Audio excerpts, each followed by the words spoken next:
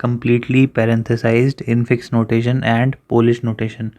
ठीक है, लेकिन ये जो क्वेश्चन है ना ये कई बार कम्पिटिटिव एग्जाम्स में भी आते हैं और कई बार एग्जामिनर उतना मतलब ये सिर्फ ये नहीं देखेगा कि सिर्फ इनफिक्स ही पूछ ले आपको या फिर सिर्फ पोस्ट फिक्स ही पूछ ले। ठीक है, देखिए इनफिक्स प्रीफिक्स ही नहीं पूछेगा, वो आपको काफ़ी कुछ और भी पूछ सकता है और वो मल्टीपल कन्वर्जन भी पूछ सकता है। ठीक है, तो मैं सब कुछ कवर कर दूंगा। ठीक है, तो पहले तो हम नोटेशंस के बारे में सीखते हैं कि ये होती क्या है।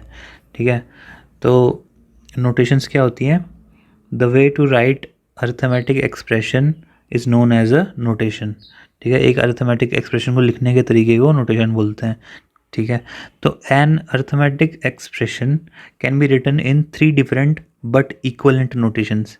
ठीक है, तो यानी कि जो लिखने के अर्थमेटिक एक्सप्रेशन लिखने की जो 3 नोटेशन है वो इक्वलेंट है। ठीक है, तो उससे कोई फ़र्क नहीं पड़ता कि उसका मीनिंग नहीं बदल जाता, वो इक्वलेंट रहती है।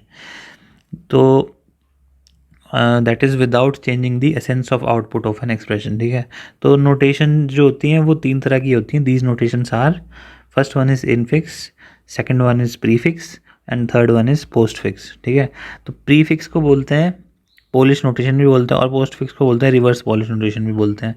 तो देखिए ये इन नोटेशंस की ज़रूरत क्यों पड़ी? देखिए ह्यूमन अंडरस्टैंडिंग के लिए सबसे बेस्ट तो इनफिक्स है। ये है ह्यूमन अंडरस्टैंडिंग के लिए, हमें ये चीज़ समझ में आती है। लेकिन जो कंप्यूटर होता है अगर हम उसमें सब कुछ इनफिक्स नोटेशन में लिख देंगे तो वो ज़्यादा मेमोरी ऑक्यूपाई करता है। ठीक है, तो इस वजह से कंप्यूटर जो है वो प्रीफिक्स और पोस्टफिक्स में डेटा स्टोर करता है।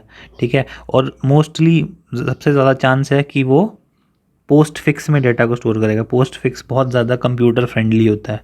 ठीक है जी, तो एक एक करके देखिए इसमें ये मैंने आपको पहले भी बताया हुआ था कि जो इनफिक्स होता है उसमें ए प्लस बी यानी कि जो ऑपरेटर होता है वो ऑपरेंड्स के बीच में आता है। ठीक है, मतलब मैं इसको ऐसे भी लिख सकता हूँ कि लेफ़्ट नोड राइट। ठीक है, जो यहाँ पे जो ऑपरेटर होगा वो ऑपरेंड्स के बीच में होगा। और जो प्रीफिक्स होता है, प्रीफिक्स में क्या होता है? प्लस ए बी, यानी कि जो ऑपरेटर होता है वो लेफ़्ट और राइट के पहले होता है, यानी कि node is before left and right. ठीक है, और फिर पोस्ट फिक्स होता है। पोस्ट फिक्स में ए बी प्लस, यानी कि लेफ़्ट राइट और नोड। ठीक है, तो जो ऑपरेटर होता है वो ऑपरेंड्स के बाद में होता है, तो ये पोस्ट फिक्स होता है। तो देखिए सबसे पहले इनफिक्स नोटेशन यही चीज़ लिखी हुई है मैंने, लेफ़्ट नोड राइट वाली, तो इसका एग्जाम्पल यही है। ठीक है, तो इसमें क्या होता है कि operators are used in between operands लिख दिया, बता दिया मैंने आपको। इजी फॉर ह्यूमन से भी बता दिया।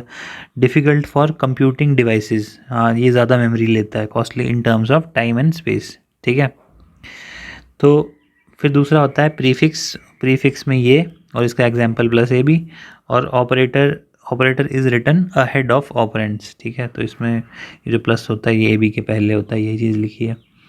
और जो पोस्ट फिक्स होता है उसमें ये चीज़ इसके बाद में आती है, प्लस जो है वो बाद में लिखा हुआ है। ठीक है, तो कंप्यूटर यूजेस दिस, ये भी लिखा हुआ है मैंने यहाँ पे। तो operator is written after operands. ठीक है, तो अब देखिए इसमें जो क्वेश्चन पॉसिबल है ना, इसमें जो क्वेश्चन पॉसिबल है, देखिए एक क्वेश्चन तो बनता है इनफिक्स से पोस्ट फिक्स कन्वर्जन का, दूसरा बनता है पोस्ट फिक्स से इनफिक्स कन्वर्जन का, तीसरा बनता है इनफिक्स से प्रीफिक्स कन्वर्जन का, चौथा बनता है प्रीफिक्स से इनफिक्स कन्वर्जन का, पांचवा बनता है प्रीफिक्स से पोस्ट फिक्स कन्वर्जन का, और छठा बनता है पोस्ट फिक्स से प्रीफिक्स कन्वर्जन का। तो टोटल 6 केसेस बनते हैं। टोटल 6 केसेस बनते हैं ना हर तरह के कन्वर्जन के। तो हम 6 के 6 केसेस डिस्कस करेंगे विद एग्जाम्पल, और मैं आपको ना उसको करने का जनरल तरीका बता दूंगा। मैंने मतलब सबको ना एक समराइज सी शॉर्ट फॉर्म में भी मेंशन कर दिया, तो ये मैं आपको बता दूंगा। ठीक है।